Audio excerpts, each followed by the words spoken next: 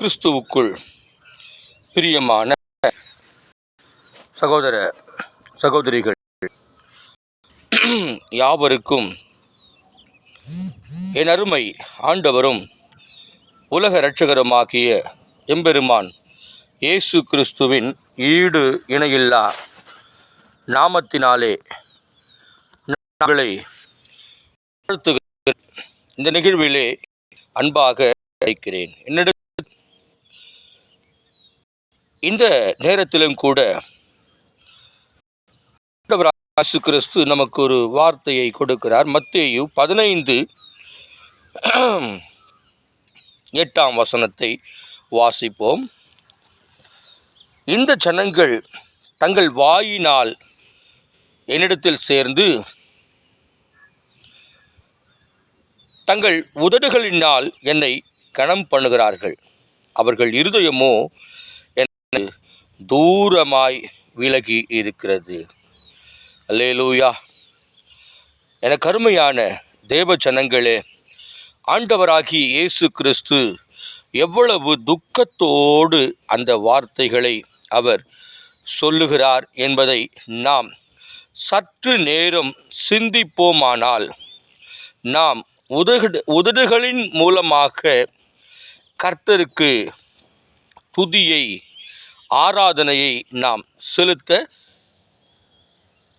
முடியாது. அப்படி செலுத்துவது கர்த்தருக்கு ஏற்புடையதாய் இருக்காது. பிரியமானவர்களே, உதடு என்று சொல்லும் பொழுது பல வகையிலே அவைகள் பொய் பேசுவதற்கும், மற்றவர்களை கேவலமாய் பேசுவதற்கும், அவதூறான வார்த்தைகளை அவர்களிடத்திலே அவர்கள் பேசும்படியாகவும் இந்த உதடுகள் பிரயோஜனப்படுகிறது. ஆனால் நம்முடைய உள்ளத்திலிருந்து என் அப்பன் இயேசுவை நாம் துதிப்போம் என்று சொன்னால், அவரை வாழ்த்துவோம் என்று சொன்னால், அவரை மகிமைப்படுத்துவோம் என்று சொன்னால், அதிலே தான் கர்த்தர் பிரியப்படுகிறார்.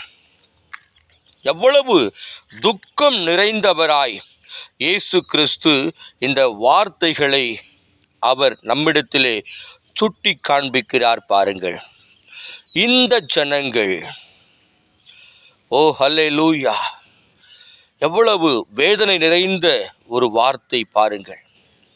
ஆண்டவராகிய இயேசு கிறிஸ்து அவரிடத்திலே நாம் ஏதாகிலும் கேட்கும் பொழுது அவர் கொடுப்பதில்லை என்று சொன்னால் நாம் செய்வது சரிதான்.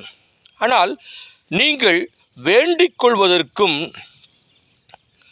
நினைப்பதற்கும் வேண்டிக் கொள்வதற்கும் அதிகமாய் செய்கிறவர் நம்மோடு கூட என்றைக்கும் இருக்கிறபடினாலே,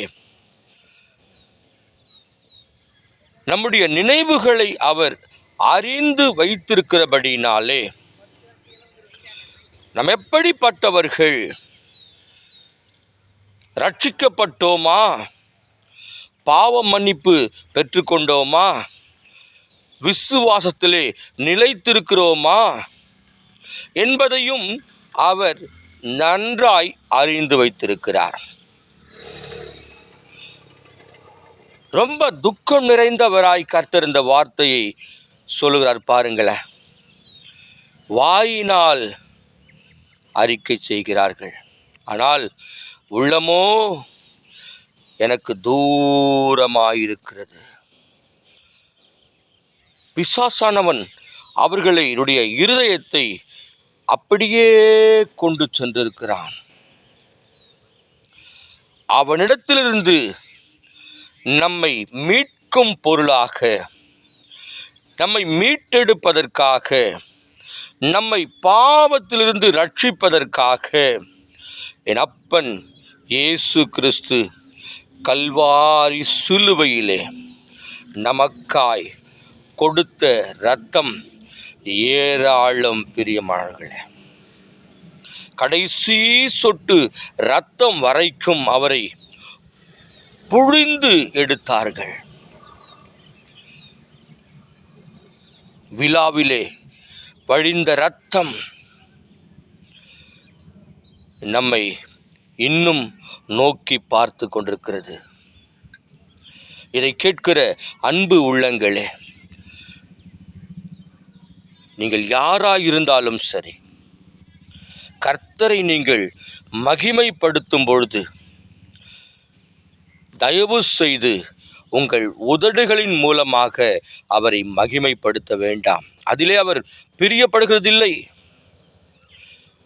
உங்கள் உள்ளத்திலிருந்து நீங்கள் உள்ளத்தில் நினைக்கும் பொழுதே, அப்பா, என் குடும்பம் இவ்வளவு வேதனையில் இருக்கிறது, கடன் பிரச்சனையில் இருக்கிறேனே, கண்ணீரில் மூழ்கி இருக்கிறேனே, என் பிள்ளைக்கு திருமணம் ஆகலையே, குழந்தை பாக்கியம் இல்லையே, வீடு கட்ட முடியவில்லையே, வாடகை கொடுக்க முடியவில்லையே, கடன் பிரச்சனை ஆண்டவரே, வெளியிலே தலை காட்ட முடியவில்லை என்று இருதயத்தில் நீங்கள் நினைக்கும் பொழுதே கர்த்தர் அதை நிறைவேற்றுகிற தேவன்.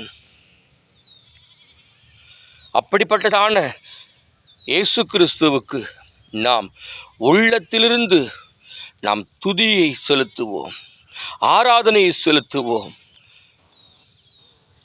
மறந்துடாதீங்க பிரியமானவர்களே. நாம் ஜெபிக்கலாமா? எல்லாம் கண்களை மூடுவோம். பைபிளை எல்லாரும் மூடி வச்சுருங்க. நம்ம உண்டாக்கின கர்த்தரை நோக்கி நாம் பார்ப்போம். பரலோக பிதாவே, இந்த வேளைக்காக ஸ்தோத்திரம் அப்பா.